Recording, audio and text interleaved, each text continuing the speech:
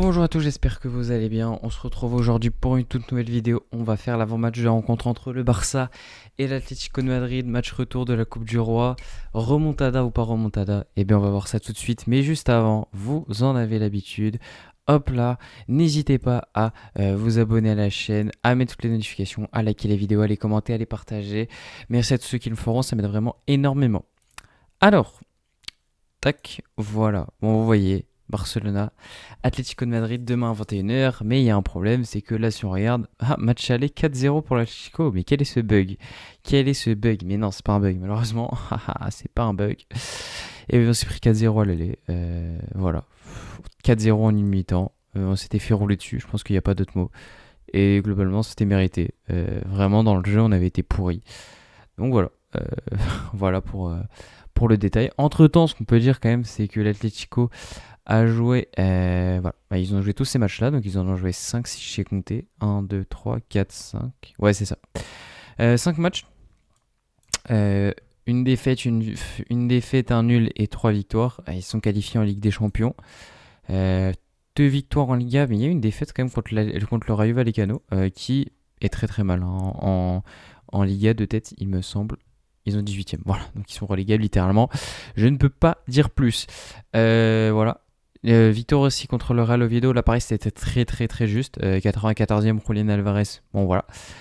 Surtout qu'au niveau des statistiques, ouais, c'est pas ouf, hein, on peut le dire. On peut le dire, c'est pas ouf. Donc voilà, il y a du bien avec cette victoire contre Bruges, mais il y a aussi du moins bon. Oviedo, c'est pas ouf. Rayo Vallecano 3-0, c'est vraiment pas ouf. Bruges 3-3, bon, avec tout le respect, voilà. Donc voilà, du bon et du moins bon pour l'Atlético de Madrid. Voilà. Je pense que j'ai pas besoin de dire plus. Je vais directement vous mettre les actus que j'ai sélectionnés pour aujourd'hui. Tac, officiel, le juge rejette la plainte déposée par un membre contre Laporta pour corruption et blanchiment d'argent. Alors pour être honnête, cette affaire c'est lunaire. En gros, c'est un socio qui a porté plainte parce qu'il avait des preuves comme quoi Laporta aurait fait des détournements de fonds avec l'argent du Barça. Et on a appris plus tard que ce socio avait été banni il y a quelques années, je sais plus trop pourquoi, et que avant de faire sa plainte, il avait été socio de nouveau il y a 24 heures. Donc voilà, forcément, elle est rejetée, la plainte c'est n'importe quoi. Voilà. Ensuite, alors ça c'est vraiment marrant, le plan de Simeone contre le Barça, 5-4-1, voilà. Bon là on retrouve du Cholo Simeone. Là on est sur le bus maximum, il va ramener toute la RATP, toute la SNCF. Vous inquiétez pas, il y aura 50 bus, 30 trains. Voilà le Arambol qui va proposer demain, réel. Donc voilà, vraiment, je pense que pour le coup, je pense vraiment que l'Atlético ne va pas jouer au football demain et qu'on va pleurer, tout simplement. Ensuite, également contre l'Atlético de Madrid, une petite tribune temporaire de 700 personnes sera mise en place pour les supporters, pour la grada animation. C'est vrai que c'est le retour quand même de la grada animation. Alors oui, on n'a pas le retour les 60 000 personnes, ça c'est clair, mais au moins on a la grada animation qui va mettre quand même un peu d'ambiance dans le stade parce que on a vu quelques images, on se fait chier dans ce stade de merde. On se fait chier parce que sincèrement, les supporters, il se passe rien, c'est très relou, franchement très relou. Donc voilà, on prend la grade d'animation qui va venir mettre un peu d'ambiance, ça fait plaisir, son retour. Ensuite, faut savoir que Lewandowski du coup s'est blessé, je l'ai pas dit, je vais en parler, mais Lewandowski s'est blessé et apparemment il reviendrait le match contre l'Atlético, donc ça va, ça reste une petite blessure. Je crois que c'est un truc avec l'œil, si je dis pas de la merde, il s'est pris un doigt dans l'œil ou je sais pas quoi. Bon, ça peut arriver. Ensuite, petit tweet qui va casser les couilles de FC Barcelone, du FC Barcelone sur Twitter. 90 au mass, Son Luis Largo, CNL Spotify Camp Nou. En français, ça donne 90 minutes ou plus, c'est très long Spotify Camp Nou. Et voilà, là tu te prends une session de monumentale. Alors, si vous ne vous souvenez pas, ça fait référence bien évidemment à ça, 90 minutes au Bernabeu. C'est long, tac. Qui était, voilà, c'était une phrase du Real Madrid. Voilà, 90 minutes au Real Madrid, au Bernabeu, c'est long. Lors de la remontada entre grosses guillemets qu'ils devaient faire face à Arsenal, ils avaient fait ce tweet. On se souvient du résultat, donc c'est pour ça que moi je suis pas trop chaud. Franchement, on commence un peu trop à spammer. Non mais regardez s'il vous plaît. Tac tac tac. On a. Attendez, je vous jure, c'est grave. Voilà. tous les joueurs qui commencent à dire qu'est impossible, c'est impossible, Hansi Flick, etc. Encore que les joueurs le disent, c'est pourquoi pas. Voilà, une remontada inoubliable pour le truc de. C'était face à l'Atlético. Créer Resta FNL, c'était quand on avait remonté Séville. Il y avait aussi une remontada contre Milan, contre Paris. Bon, il republie plein de trucs. Ah les gars, s'il vous plaît, on va se prendre une session vanne monumentale. Là, tous les commentaires des joueurs. Franchement, voilà, une vidéo spéciale comeback. On souffle. Allez, franchement, on souffle de baiser. Bon bref, on va se prendre une saison 20 monumentale. Enfin, la bonne nouvelle, breaking, Gavi sera convoqué pour le match contre l'Athletic Club. Pour ceux qui se demandent quand est-ce qu'il est ce match, ça va pas être très très long, hein, tout simplement. Ah, on peut pas voir ici, qui est lourd. Calendrier. C'est le prochain match, voilà. Donc Gavi va faire son retour ce week-end, le 7. Alors le 7, je crois que c'est un dimanche, si je dis pas n'importe quoi.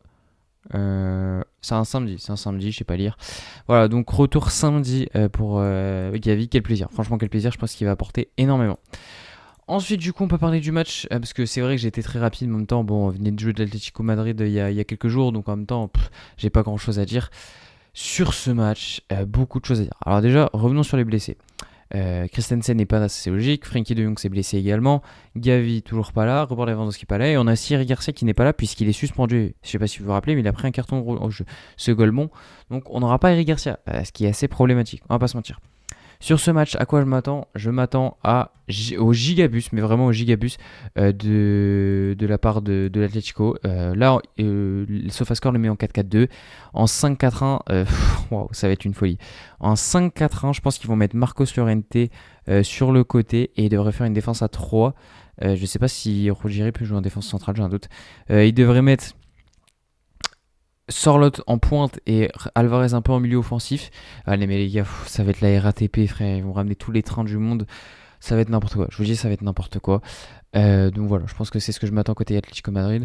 Maintenant la question qu'on peut se poser, forcément je suis obligé d'y répondre, est-ce que j'y crois? Non, voilà, je vous le dis tout de suite, j'y crois pas. Un peu comme Massian, je veux pas forcément enfin si j'aimerais qu'on gagne bien évidemment, mais je m'attends pas à ce qu'on gagne. Moi ce dont j'ai envie c'est plutôt qu'on fasse un bon match. Qu'on continue sur la lancée de ce qu'on a proposé contre Villarreal et qu'on gagne surtout, voilà, peut-être pas 4-0 forcément, mais un petit 2-0, je trouverais ça déjà très bien. 2-0, je suis content. Oui, on est éliminé, mais c'est pas grave.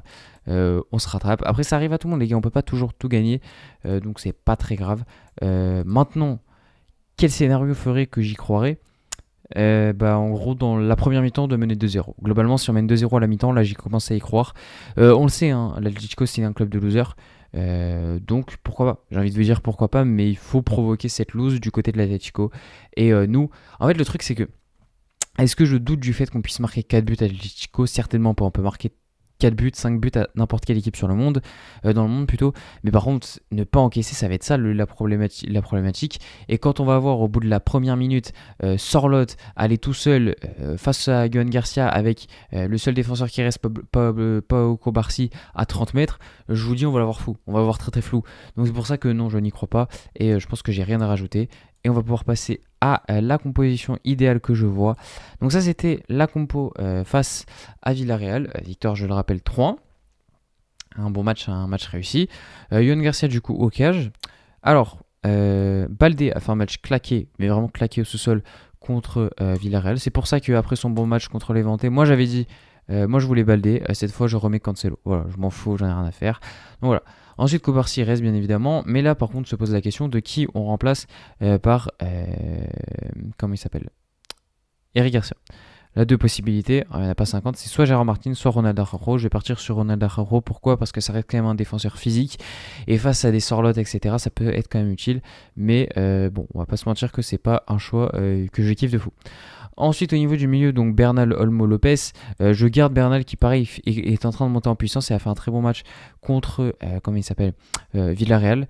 Par contre, j'aimais Pedri, forcément. Alors, il faut savoir qu'il est prévu d'être titulaire et jouera grand max 75 minutes, ce qui me semble plutôt logique. J'aurais peut-être fait rentrer à la mi-temps pour espérer au cas où, si on va en prolongation, de pouvoir le faire jouer. Bon, c'est un scénario qui est possible aussi de faire jouer 175 minutes, pourquoi pas. Et je laisse du coup Fermin Lopez en numéro 10. À droite, bien évidemment, Lamine et Rafinha. À gauche, ça c'est logique. Mais maintenant, ce qu'on voit aussi ces derniers temps, c'est... alors, Lewandowski est blessé, Ferran pue la merde sur ces derniers matchs. Et il y a une option qui pourrait être très très bonne, et dont on parle beaucoup en ce moment, c'est Dani Olmo en faux numéro 9. Donc ce serait un truc dans le genre, en gros, hein, ça ressemblerait à ça. Est-ce que je suis favorable? Oui et non. Dans le sens où tester un, un système comme ça sur un match face à une grosse équipe, c'est dur. Franchement, c'est très dur. Par contre, on l'a vu, la seule fois où il l'a utilisé, c'était contre le Betis Séville en Coupe du Roi l'année dernière. Et c'était l'un des meilleurs matchs de Flick. On les avait roulés dessus. Mais là, on leur avait roulé dessus. Je crois qu'on leur avait mis 5-1, 5-0, je sais même plus. Donc voilà. Dans les petits espaces, Olmo est très très fort. Notamment, il avait provoqué un penalty face à l'Atlético à l'aller en Liga. Mais je pense quand même que je vais rester avec Ferran Torres. Voilà, je vais rester avec Ferran Torres. Il y a une autre option aussi qui est possible, c'est Marcus Rashford, hein, soyons honnêtes. Mais moi, je vais rester avec Ferran et prier parce qu'en général, quand même, il est plutôt bon face à l'Atlético. Donc voilà, ce sera ma composition idéale pour ce match. C'est la fin de la vidéo, j'espère qu'elle vous aura plu. N'hésitez pas, comme d'habitude, à me follow sur tous les réseaux, TikTok, Insta et Twitter. Vous avez tous les liens en description, vous n'avez plus qu'à cliquer pour me follow. Et moi, je vous dis tchuss!